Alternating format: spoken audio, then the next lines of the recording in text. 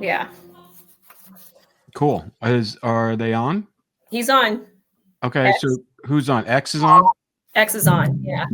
Hey there, how are you? Very good. How are you today? All right. Thanks for joining us again. Is he letting us? So for our listeners, we have on Serial Killer X again to speak with him. And then we're going to continue our discussion of the stages, right? Or the archetypes. Are we at the archetypes yet? Not yet. We'll get there. We're at the stages still. Yeah. Okay. Yeah. All right. So Laura, why don't you lead us on this? I can't. Where'd we leave off again? I think we got through 2 of the stages, right, X? We were just at the trolling stage, right? Yeah, I was telling you, we went past it because I was telling you what a high it was. Mm-hmm. Yeah. Yes. We remember. Yes, we do remember. I think we got through stage 3. Did we get through stage 3, the hunting? Yeah. Mm-hmm. Okay, so yeah, your hunting stage was going to, Skid Row, homeless shelters, finding girls who wanted to be photographed or in the porn industry, actresses, correct? Yeah. Something like that, but yes. Okay. So, I'll just cover this briefly for stage 3 for the hunting. The psychological characteristics are going to be increased excitement and thrill seeking, a sense of power and control over their victims, emotional detachment from victims, suffering, and realization of harmful intentions. Would you say that's all true? Yes. Would you like to elaborate on any of those? Like I said before, it's like having a threesome, when that's not enough, then a foursome, and then you progressively start going down that road and nothing seems to satisfy you. So then you start doing more violent behavior. It's like having sex with a girl and she's on top of you and you choke her out. It's like, oh, this is lots of fun. Then when she comes to, you choke her out again. And it's just progressively, finally she doesn't wake up. Mm-hmm. So the threshold gets higher and higher. Yeah. Otherwise you get bored. Yeah. Right. So you build up a tolerance for it. Yes. Yeah.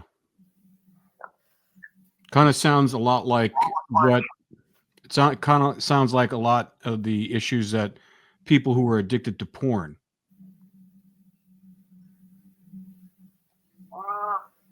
Yeah, it's very interesting. When I've done like over 100 adult movies, and do you realize the states that make the most money and always do the best for porn are the states that have it isolated, where they don't want to show porn or they can't sell porn or stuff like that. When you are dealing with it and it becomes normal, that's one thing. But when you want something and you can't get it, then people will go up and keep it for it. Yeah. That's just my business experience. No, you're right, because one of the biggest porn consumers are a lot of the countries in the Middle East where where they can't handle. Yeah, it's interesting. It is. It's a suppression. And so, Laura, has this been pretty? Esta llamada y su número de teléfono será controlada y grabada. Is this pretty common between some of the other serial killers you've talked about, that they all? Oh yeah, they all talk about the progression. Like it'll start off with, it could start off with pornography. The true crime, not true crime. What is it? True Detective magazines. Did you ever look at those, X? Yes. Mm-hmm. Why? I really stuff a little bit here. I was really never into like true crime stuff or anything like that. That really wasn't my motivating factor. I was just on the hunt for girls, flat out, and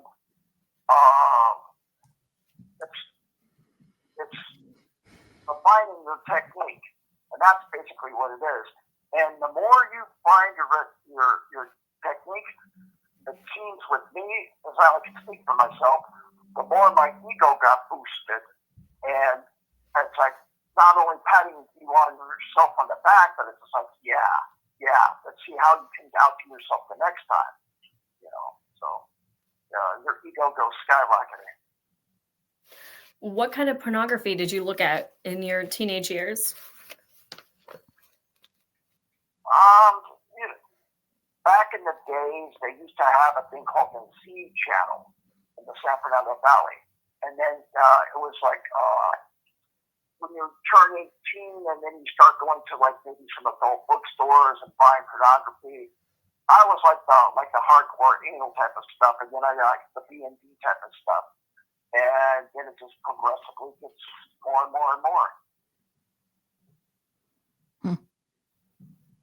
Did you ever feel at the time when things were starting to escalate from the porn to and all the fantasies you had about killing people, that did you ever at any point realize, hey, listen, I got a problem?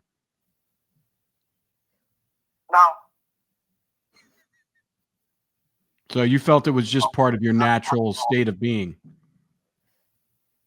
Yeah. It's really no big deal. It's just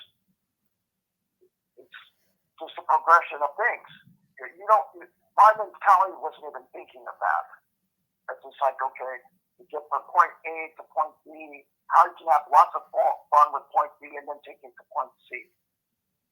You said, it boosted your ego. Do you think maybe your identity as well? Maybe like your identity was warped in with this ego boost and it became a part of you? Yeah, normally I'm more calm and collective on the outside, but in that industry, I was drove a extremely expensive car and dressed nice and the whole 9 yards, so you would have people coming up to you, and you really didn't.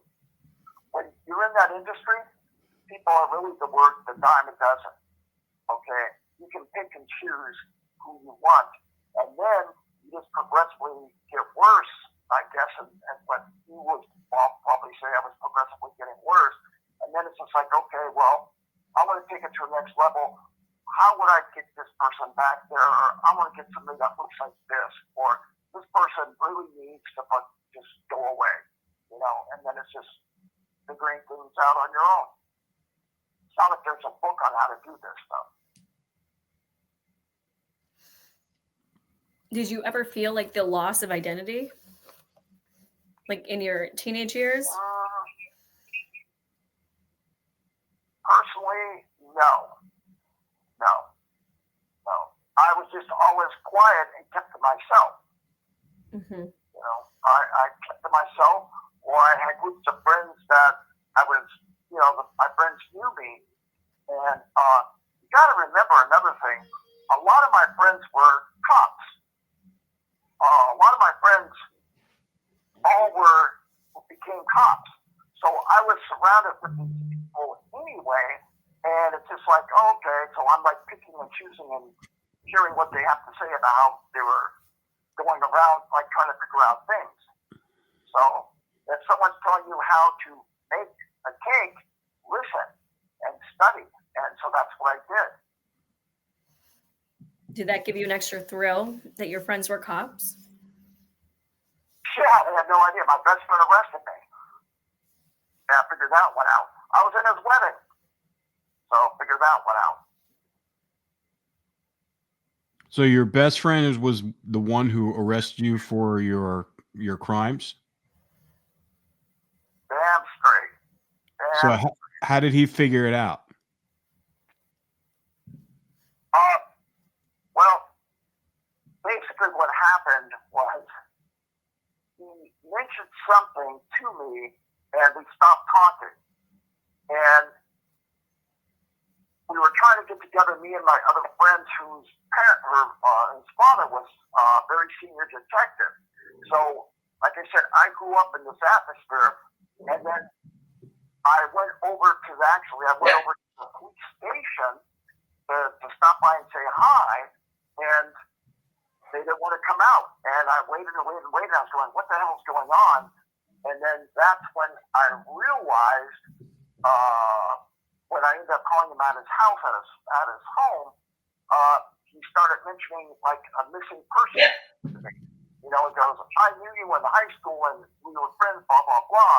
But then he started changing, blah, blah, blah. So then I knew, okay, let's call. Esta llamada y su número de teléfono será controlada y grabada. So, you know, and so that's how I had to change my tactics. That's crazy. Did that What get if- you off, knowing that, you know, you're best friends with a cop who's chasing you? Really, it went a lot more deeper than just one cop. But did it get you off? Was it like getting you excited? What were you feeling knowing that, you know, you're hanging out with these cops who are chasing you and you're friends with them and you're getting inside information about yourself? Well, let me put it to you this way. I started changing the way I did things, and I started being more observant around me to see if anyone was following me, or that's why instead of going, I said there was like outhouse, and then in-house. So then it was more like doing stuff on the inside, you know, and it's just like stop taking chances going out and doing things when you know that there might be a chance they're following you. So it's okay, well, if you blend in and you do this here and there and you do it all the time, there's no way, it's called hide in plain sight. And there's no way they're going to link that stuff to you. And that seemed to go quite well for about a decade, you could say. And Wow. happened. What was that conversation with your best friend like when he finally arrested you? What did he say? What did you say? Can you share some of that? Yeah. He asked me what happened to, let's just say I drove a very, very expensive, very bright red sports car.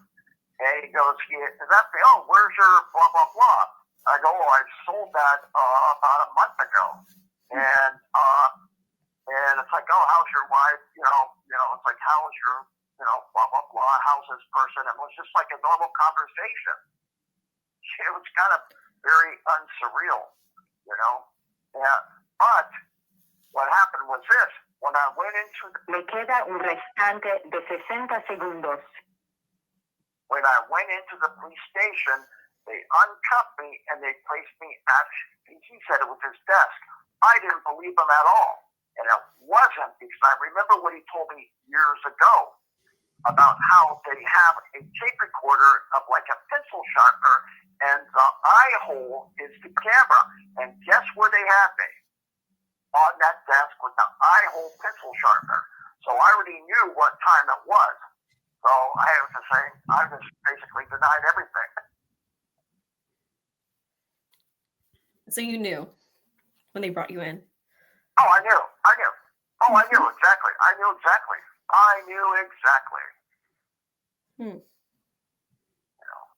Interesting. What was the key piece of evidence that they had on you? Oh, they just hung up. Oh, I guess we'll go back. Yeah. Interesting. Yeah, really. His best friend. Yeah. Well, it sounded like it was more than one of Yeah. Several of his friends. Yeah. I mean, it's like, It's very Yeah. Edmund Kemper. yeah, Remember, they didn't even want to arrest him because they're like, no, like that's our buddy. right. They didn't want to Mhm. believe that he did it. Yeah. Yeah. Well, That's I think great. this like world that serial killer X was in, it was a lot of people walking a fine line. Yeah, well, he was in the Between, porn like, industry, you so know- it's like he's in the, the darker side of society, you know, back then. And how many years are we talking about? How long ago was that? What was it, 80s? Yeah, it was 80. 80s. So it was like, you know, Different times, yeah, for yeah. sure. The porn industry was definitely much more. So stage 4 is what? This is the capture phase. So from the trolling, from escalating, progressing, then he finally will go and Okay, so we're going to talk about reality. Yes, let's go into stage 4. The stage 4 is important because stage 4 is the capture phase. Okay. So let's talk about. Okay, so So typically. what was the question? I can't remember what the question I had for him before he. Oh yeah, you were asking him something. Do you remember what I asked? Can't even remember. Anyway, go into the stage 4. If I come back to it, I'll remember. About my friend. Oh, what was the piece of evidence that they caught you on? What was the key piece of evidence that really kind of nailed you? Well, believe it or not, I am in here for circumstantial evidence. They never found a body. They only found part of the head. And I always tell people they should prorate a murder. Because then what happens is you get like an arm, you might get 5 years, a leg 3, and maybe a head 10 at the most. But I'm actually here for circumstantial evidence. Okay? And the DA had a theory, but they deliberated in my case for almost like 9 days. And then they found me guilty of the death penalty, but when they give you a death penalty, then they give you a life without after the penalty phase, which was 2 days. So this is why I'm up for resentencing, because it was a theory, and you have to have more than a theory now to convict somebody of a murder. He wants to come home with me. He wants me to sign a form that says if he gets paroled, he has to come live with me. What? Why do you want to come live with Laura? He just wants to fuck with me. He's just fucking with me. Of course. Tell you what, I'll consider it if you give us the locations. Yeah. Esta llamada y su número de teléfono será controlada y grabada. I mean, we talked about the last time about your locations. Exactly. Mm-hmm. It must have been some pretty impressive circumstantial evidence to convict you of. No, it wasn't. What happened was it was my ex-girlfriend. My ex-girlfriend got caught. Originally, how this whole thing happened, she got caught with a loaded 45 Beretta with those cop killer bullets in it. When she got in a fight with her boyfriend on the freeway, they crashed the car, and they were going to shoot each other. When the highway patrol came up, arrested them, and then it's like, oh, well, my ex-boyfriend had something really odd happen to him. And then that's how it progressively snowballed. So she got her stuff dismissed for the pursuit of justice, and like I said, there was no direct evidence except for one person's word, my ex, that got me in here. No, I'm being absolutely serious. Do you feel a sense of power from that? They didn't have much evidence. It was all circumstantial. No, it's not a sense of power. It's just like a state of BS. Like, Jesus Christ, let me go. Some of these, you got to remember this. I wasn't arrested for this particular crime for 14 years after it happened on circumstantial evidence. And the reason why, and I still believe, is because of all the other BS that they were linking to me. And it's like, well, we better get him off the street because of all this other crap. X, you have been on this podcast and said to us that if you got back out, you would start killing again. Exactly. Mm-hmm. Yep. I just said I'm up for resentencing. Part 2. We'll see what happens. When are you up for resentencing? Mm-hmm. Well, they all are because of all really the DAs in California right now. Yeah. Let me just put it to you this way: I will be about as calm as Laura's cat. Okay, that's all I got to say. He's obsessed with my cat. Like I said, I'm actually in here for circumstantial BS. There's nothing ever. First of all, there's no body. There's no DNA. There's no clothes. There's nothing. Absolutely nothing. And it was just a theory. Why is there no clothes? Why is there no body? Why is there no nothing? Because obviously nothing happened. Just a misunderstanding. But you said they found partial head remains, correct? Part of the head. Exactly what part? Like skeletal remains are you talking about? Part of the head. Everything from the jaw was missing, but they found the top of the head. Where was the head found? Where was the head found? Mm-hmm. In a gully, I believe. A what? In a gully. In a gully? What's that? Yeah. A gully is like a ditch. Oh, okay. Yeah. Yeah, definitely it rained quite a bit and something got washed away. Was it a gully in a mountain range? Oh yeah, I'll tell you, it was up in the above LA. San Gabriel? It was like I said, it was up in there, and that's why in my particular case you could try to when you're buying something and it's an unincorporated area like Los Angeles, that's where I'm from, they try you in downtown LA because it's the sheriff's department. Yeah, I'm aware. And we just watched the Alcala video too. Trust me, so do I. I know this firsthand. Mm-hmm. But yeah, obviously there was nothing going on for 14, 15 years, and then all of a sudden my ex gets caught and all this, and then it's like, okay, well, blah, blah, blah, and they came and got me. Are the other victims still in that location or that area? I don't know anything about anyone else. You're being cagey tonight. Yes. Yeah. Mm-hmm. Okay. So how old are you right now? I'm in my early 60s.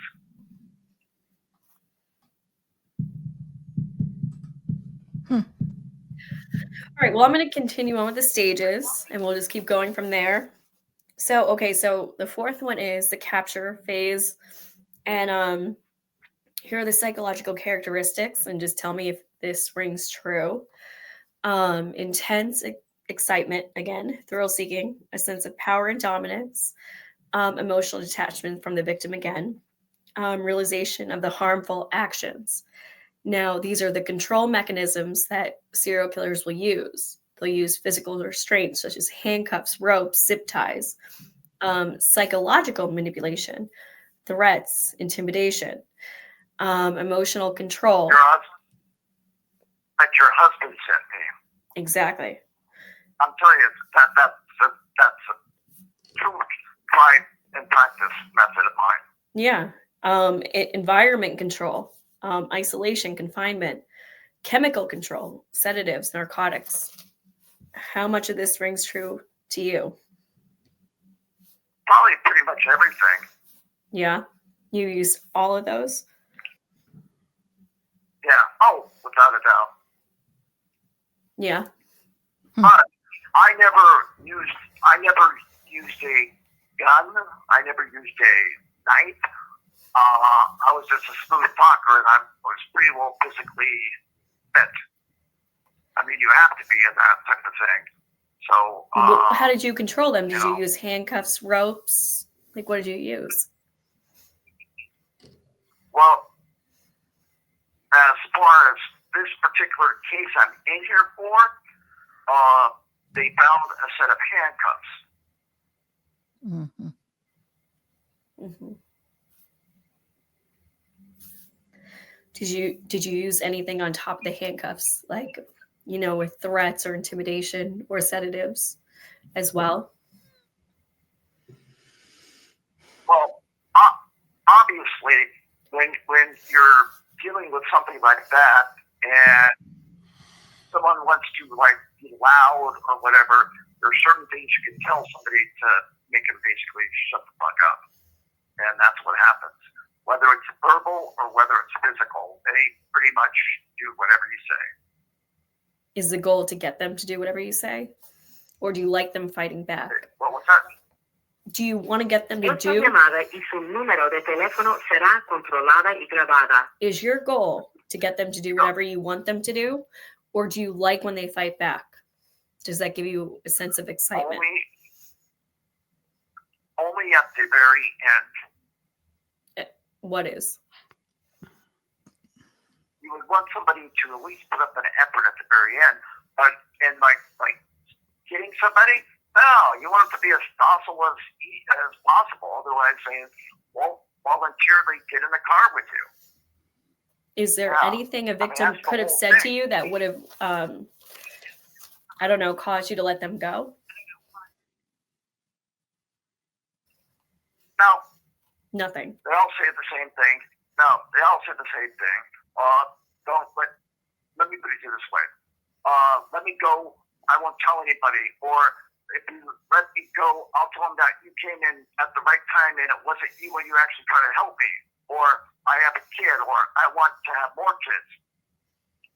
They all the same to say the same things over and over again, just depending on who it is.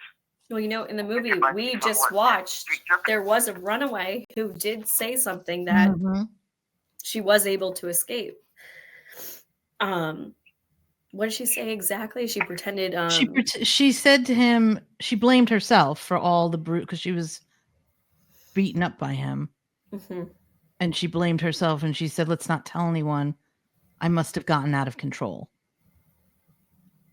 That's the difference between a movie and reality. I'm reality. It's not going to work with me.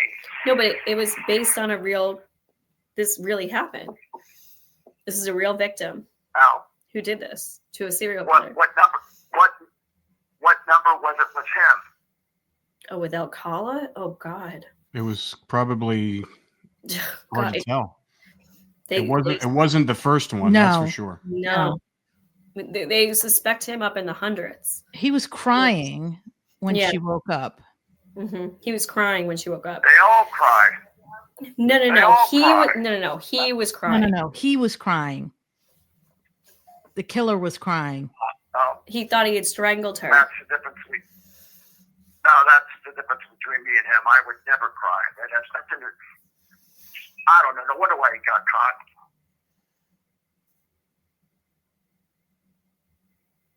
Has the officer who you were friends with who arrested you, did he ever speak to you after you were incarcerated?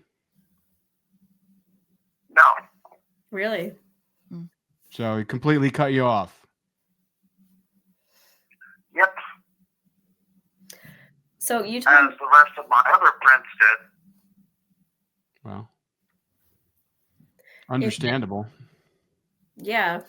But I mean, if any of them are listening right now and they know it's you from your voice, is there anything you would say to them? I don't know on that one. Can't wait to see you at the reunion at high school.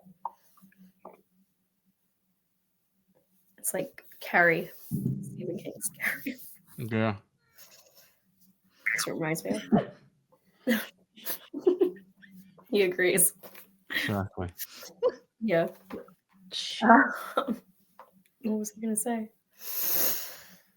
Do you guys have any questions before I keep going? Me queda un restante de 60 segundos. I don't have any additional questions about the stages. I'm just more interested in just how you process all this stuff. And you don't even think about this stuff, do you? No, not at all. You do for a couple of weeks, a couple of months the very beginning, and after that, it just kind of, you get good sleep. Yeah, it doesn't even phase you. I mean, why would it? If it did, you were in the wrong business. So why do you want to help? In the last episode, you said if anybody has a missing loved one, that you'd want to help them, give them some, like you did with Gloria. Why do you want to help people, but then you have no remorse? Oh, it cut off. Cut off. Of course it did. Mm-hmm. He's being very cagey because he's trying to pretend that he only killed one person. I know, he's being careful. Yeah, but he's already, yeah. He's already tripped over himself so many times. He's given us all this information. Last episode, remember all the bodies he has. Exactly. He's like, I might give them.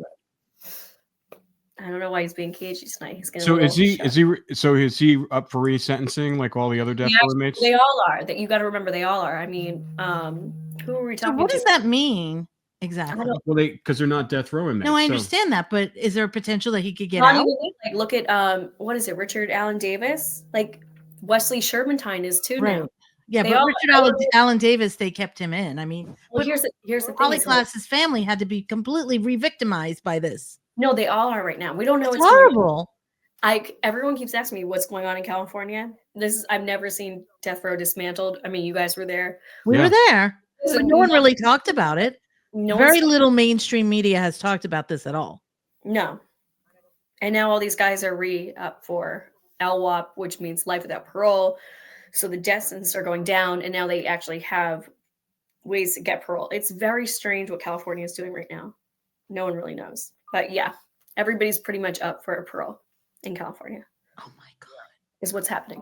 So let me just clarify something. Yes.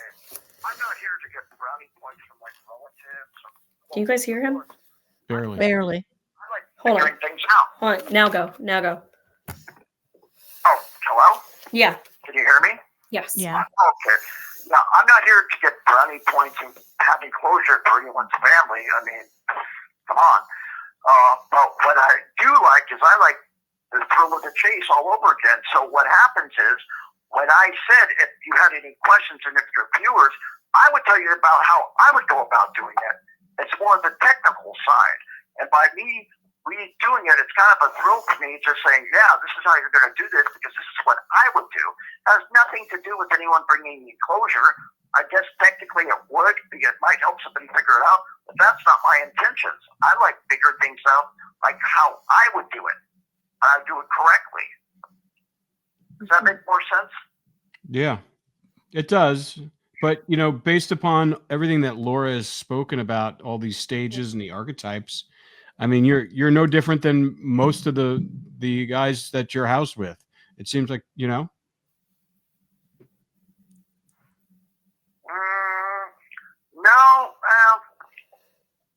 as in housed, as in what other people like the clients. No, I think he's a very unique one, and I think he could help us with some stuff.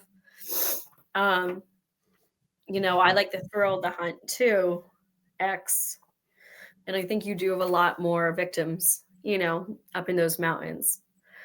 And I think you could be a key essential for helping us understand serial killers. And I think you could be a key essential into helping us bring some home, even though that's not your motivation. You could still give us a lot of light onto, these phases, the archetypes, and helping us understand what a serial killer's motives are, how they think, how they operate. Like there's a lot we could glean from you too. And I think you're different. We spoke before. And you told me things about certain pictures at a conference and stuff like that. Mm-hmm. How many of those people that you talked to actually knew what that was, except for me? Right. Very few. No, you're different. You are. I think we can learn a lot from you. I've seen it. I'll tell you exactly why it turns that color and the oxygen in the blood and all that stuff in the air and how long's it been. Been there, done that. Right. Right up the bat too. But, we have to make it right with the families first. I understand that, but you got to remember with me, a lot of these people were runaways. I mean, I understand that. And so do Cindy and Rob. It's not about that. There's a lot of technology now. Like even if we find remains, we can do, DNA testing that could lead us back to they have an amazing genealogist they work with Mhm. that can lead us back to, their ancestor tree, and we can help identify them, that way as well. And, But I understand that, but a lot of these people, there are no remains. The only remains you're going to get is out of a sewer system. That's just the way it is. And that's why it's everything inside, so you don't have to deal with remains. right. All you need is a partial to get some DNA off of it. Oh, I know that, but not much left when it's in an industrial grinder. Barbers will actually dash the little bone, like in a restaurant where they crush the bones and they grind up the bones. That's what I was used. At a house in Burbank, a residential house, though. Right in North Hollywood. Not so much there. I was kind of all over the place, but Mm-hmm.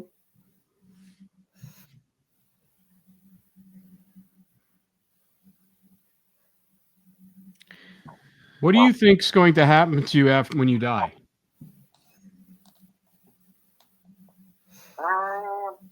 I don't know. I look at it this way. One would want to believe in a God or a higher power, but a lot of times I don't, just because I get pissed off and it's very hard for me to even fathom anything like that. So who knows? Who knows?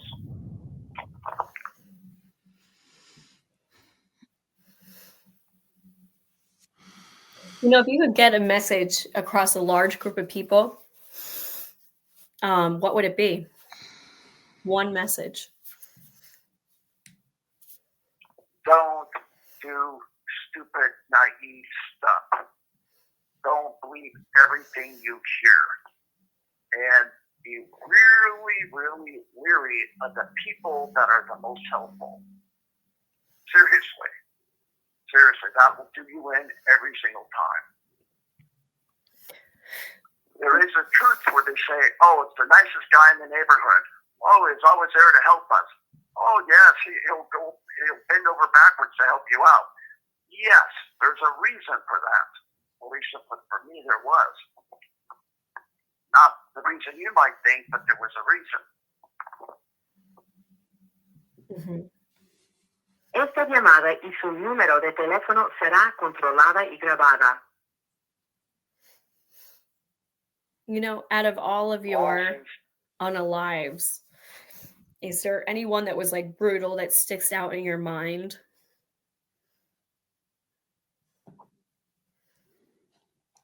Brutal as in that pissed you off and you just want to No, just one that's was so savage, even it made you cringe. Is there anything that ever made you cringe? Not at the time, you're more pissed off when you know how many times you can cut somebody's fingers from each joint off with a pair of dikes? Well, I guess another question is there anyone that sticks in your mind that you still see? Yeah, but not for the reason like you might think. The reason why I'm thinking I wish I would have kept them around a little bit longer. Why? Because I was having fun.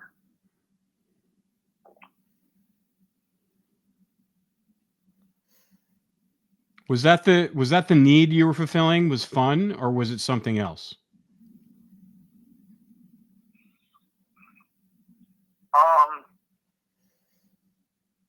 I guess fun would be more like dominating somebody, and no matter what they do, they can't stop you. Do you think this all leads back to your father? I think so. You've mentioned the fingers a lot before. Did he ever do anything to your fingers? No. So where But does I know people that, for example, they might be into amputation and they cut their fingers off or they cut their toes off so that it doesn't show. I've known people like that, but to me, I thought that was kind of weird. To me, I see things like that. I'd say,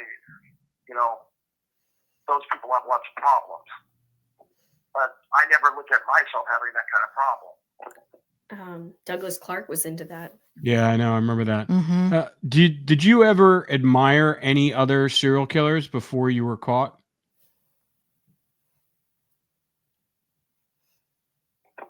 No, not really. I did in some ways when it comes to like Manson and stuff like that. I can see how he did all that.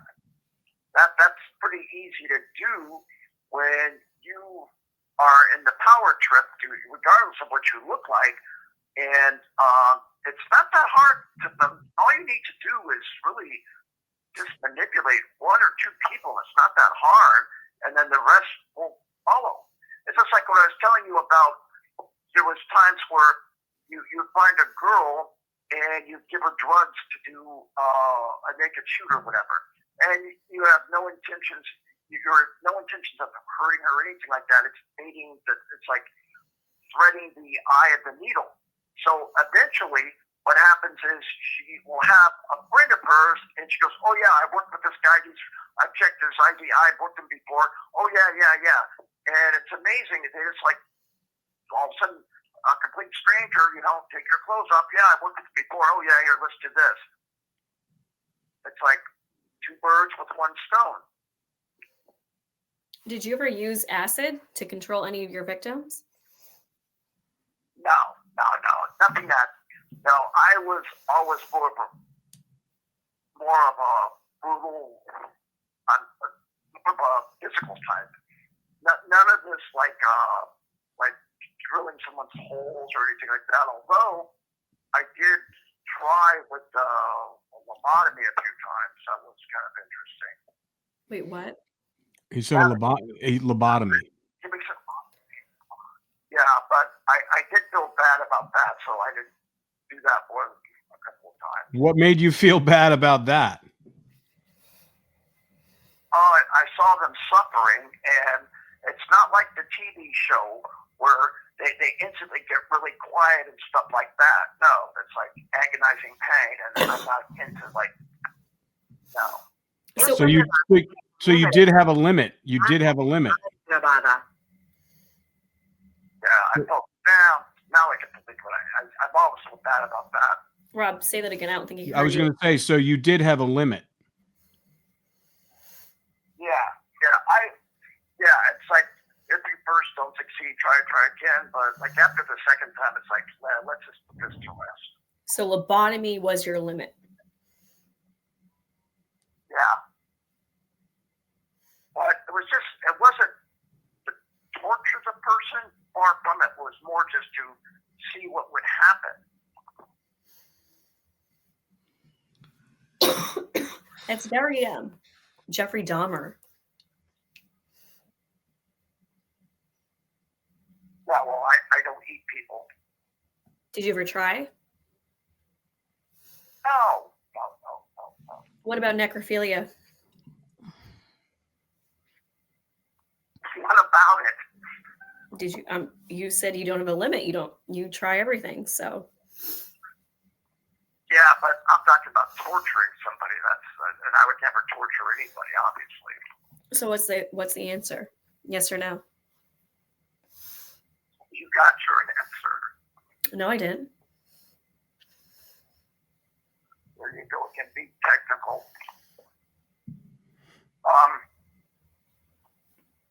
Yeah, well, at that point, why not? That was my attitude. Well, I think that's interesting that you do have, because before when we were talking to you, it sounded like you didn't have any limits, but now it seems like, you've kind of revealed to us that there was a red line for you, and regardless of what you what your rationale for that red Yeah, line. I just got my 2-minute warning here. No, it's like this. I told you before, if you're pissed off at somebody and that's like you want to really do some physical harm, you don't think about it. You want to hurt them physically. But generally, no. Cutting things off people and stuff like that, no. You cut off fingers. No. Yeah, but it's not like your primary intention every single time. Far from it. I want to dive into exactly Le queda un restante de 60 segundos. Maybe how like you 60 seconds. differentiate the victims and like the torture. I mean,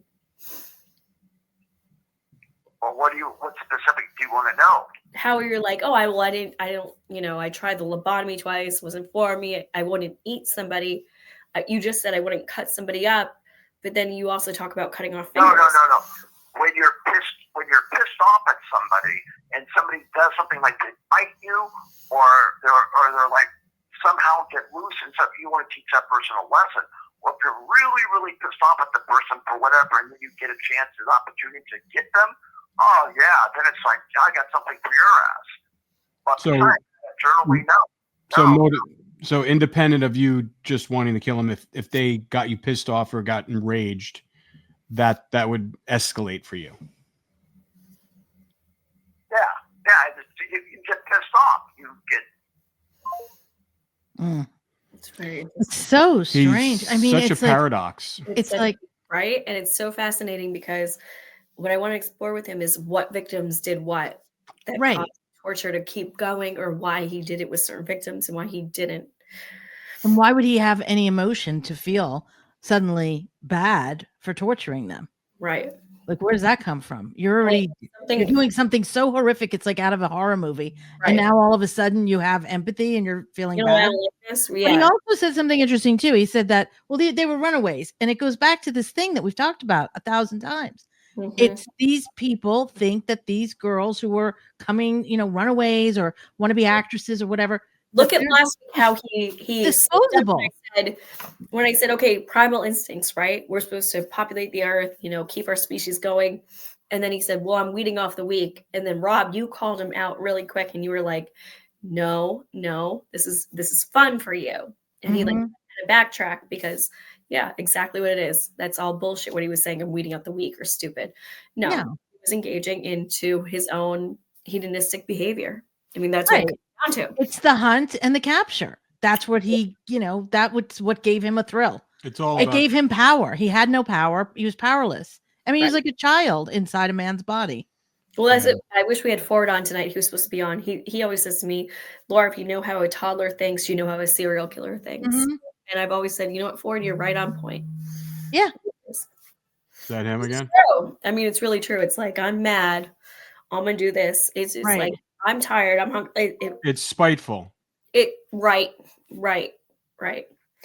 But one thing I want to point out to all the viewers too is because I'm kind of throwing some really hard, fast questions at him right now. But when it comes to necrophilia, and even with Ted Bundy, when they were interviewing Ted Bundy, this is the one subject matter where serial killers will get really cagey. They don't want to talk about it. They won't touch it. Ted Bundy didn't want to touch it. I don't think you said Ridgway, right? Well, Barry Ridgway that's what he did. That Yeah. was his MO. Yeah. And He would go back later. Yeah, he was really sick about it. And he was he was forthcoming with you. Yeah. He told him. Is he forthcoming? It Yeah. usually takes a while if they He sent do me it. he sent me a list. He sent me a list. David. Oh wow, that's interesting. And he rated him.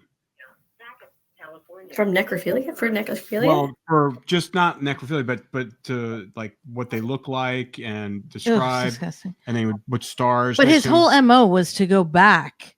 He put them in the Green River Mhm. right. because he would go back. Well, a lot of them do. They'll go back. Yeah, And they'll 'cause go back, and he would go back, and he would go back, and it was, and Because like in Right. case he didn't find, if he did find some somebody, really sick things. if he didn't find somebody else, then he'd have someone to go back to. Well, his favorite he would go back to quite often. Mhm. He had I a mean, they favorite. only last so I will. long before the bugs start going. Well, he had a No, method. he had a method for He had a that. method. Ugh. Oh, it's so sick. I can't even repeat it. To When we prevent were that. doing the show, I was like, what? It's so twisted. We're talking about necrophilia. Can you hear me? Yes. Okay. I will tell you this. I don't know if you've ever heard of this one, but after the first one, the Mhm. second one, the first time you feel somewhat guilt after a while, but when you do your second one, you almost do it to get rid of the guilt for the first time. And then the guilt goes away, so then you do the third one, and then the fourth, and you don't feel anything after that. But that's kind of a weird-ass phenomenon. Do you know anything about that, Laura? I've heard Why is that? like some weird stuff about that. Like, yeah, the first couple times there's some type of emotion like that. So you're saying after the third that stops. Like It's gone. It's pretty much gone. that's And like then a it starts becoming a snicker. desensitization. Yeah. Then it becomes a snicker and a laugh. Does it ever like hit you like this is a human being's life? Does it ever like when you're like No. laying in bed at night, like it never dawns on you, like even it's a human being? Do you know what a high is, Laura? Looking at someone's eyes and knowing that you're the last person that they're ever going to see on this planet. See, that high for you is And like then my hearing- worst nightmare. For me, that would be like my worst nightmare. Yeah. If I Llamada y su número de teléfono será controlada y grabada. see, this is what's interesting. If I backed out my car tomorrow and accidentally hit somebody and killed somebody, it's gonna destroy me. Or a cat. Yeah, it would haunt me. Or a It would cat. destroy me. But for you, it's a high. Wow. Just the whole sound. It's not like that, but it's the whole sounds that they make. You know what? I'm going to try to attempt, and Laura, maybe you can guide me through this because Mhm. obviously I'm not skilled at this at all. I'm just going with my gut here. But after that third one, he says it's more of like a snicker and like that. Is that sounds like it's a defense mechanism to shut down the guilt?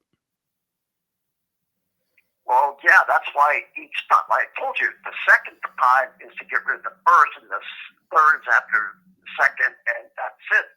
Well, I can only speak for myself. Yeah.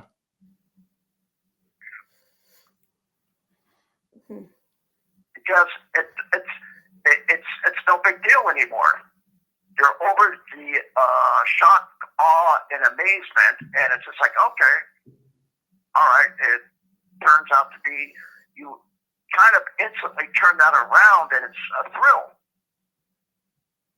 Does that make sense? There's got to be a It's no thrill longer even guilt, before it's that, more- though, because if you're repeating these it's no 7 longer stages, guilt. these cycles, I mean, there's still a need that you're feeding. There's still Yeah, it's no a longer progression. It's no longer guilt. It's looking. It's like a hunger. It gets bigger and bigger, and you get hungrier and hungrier. Your guilt. It's like replacing one addiction to another. A guilty conscience with a conscience that can't get enough. I can't remember if we asked you this earlier, but were you ever addicted to anything else?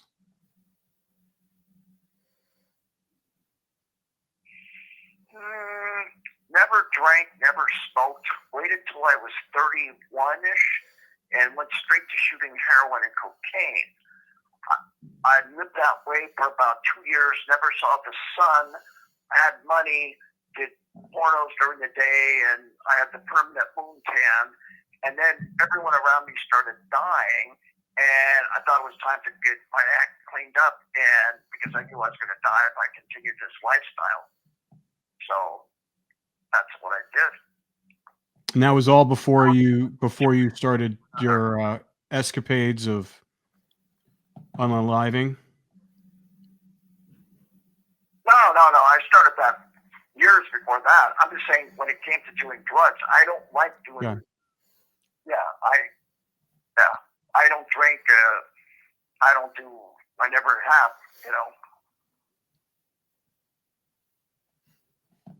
So the heroin and the stuff it got too bad and you felt like you weren't in control anymore? I didn't want to live that way that lifestyle. Okay? And then once you start sobering up and going cold turkey, and then you start having more of a disdain for these types of people that you didn't want to be anymore. And then that's when the light goes on. It's like, oh, okay, I need to cover some loose ends. I got something for you, and that's doing like the Trojan horse. And then it's just like, okay, well, let's see what you can do, and you start, these people, and it's, that's their problem getting caught with that shit. How old were you when you took your first victim? 20s.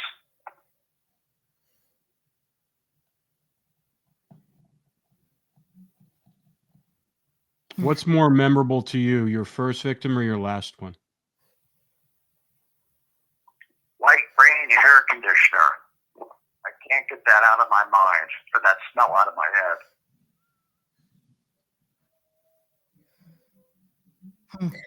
It's like what's that, oleal factor? Every time I smell that, or every time I walk, it's like instant triggering. Oh, you were talking about olfactory? White rain. White rain. No, his olfactory, senses. White rain conditioner. You're not the only one that said this. Someone else has said this. I used to. Oh yeah, I used it also in the porn business all the time for like box strippers and stuff like that. I'll leave it at that. But it would always be kind of a trying to like get used to it. Never have.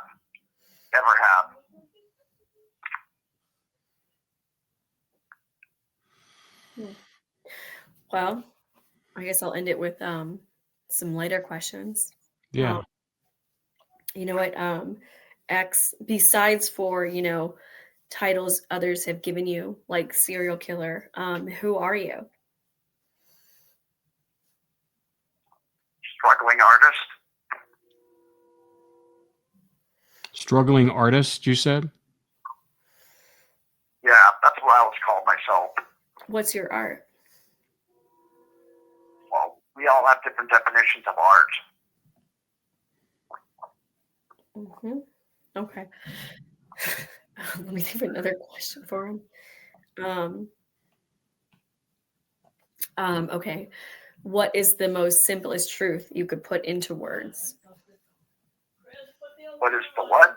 The most simplest truth that you could put into words.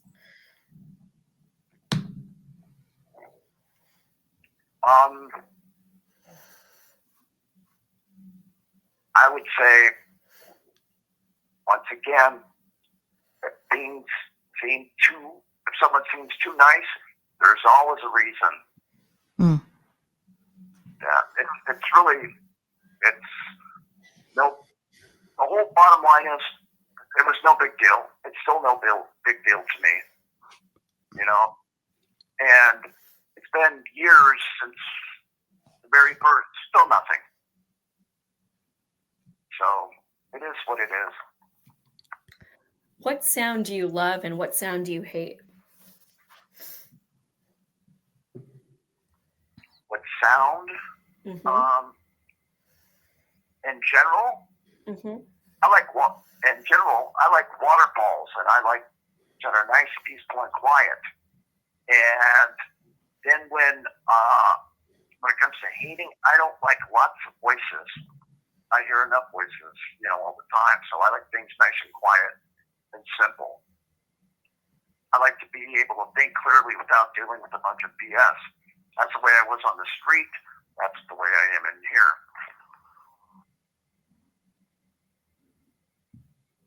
Interesting. Hmm. You could pick one song to be played at your funeral. What would that song be? A Day in a Life. The Beatles song? Yep, A Day in a Life. You have no idea. I think you might know what a day is in my life. Esta llamada y su número de teléfono será controlada y grabada. Mhm. So, like I said, I personally still think I'm normal, and the rest of most of these people are the ones with the problem.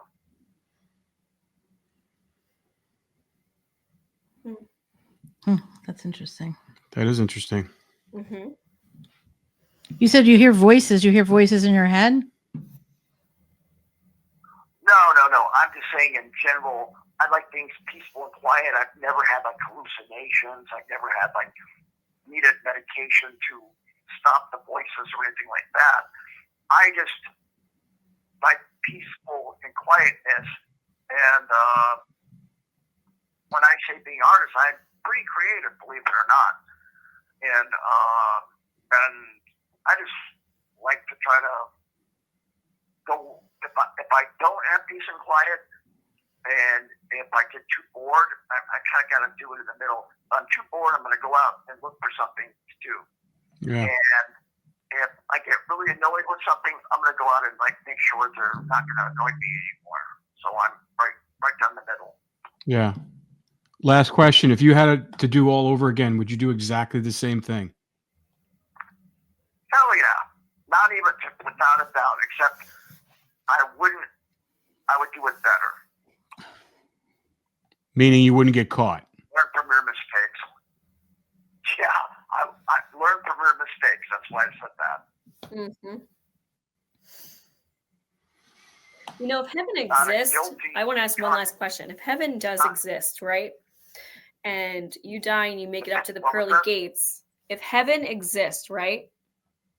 And you die and you make it Yeah. up to the pearly gates, what do you want to hear Jesus say to you at the pearly gates? If he could say anything to you, what do you want him to say to you? Are you done yet? Seriously. It's like, okay, yes, I am.